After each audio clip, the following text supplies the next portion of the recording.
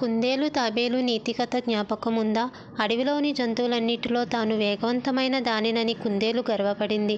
తగిన వాటిని పరుగు పందానికి సవాలు చేస్తే తాబేలు ఒకటే ముందుకొచ్చింది. కుందేలుకి ఈ పోటీ అన్యాయంగా కనబడింది. ఎందుకంటే తాను సులువుగా గెలుస్తుంది కాబట్టి. అయినా రెండూ బయలుదేరాయి. కానీ తాబేలు త్వరలోనే వెనుకబడిపోయింది.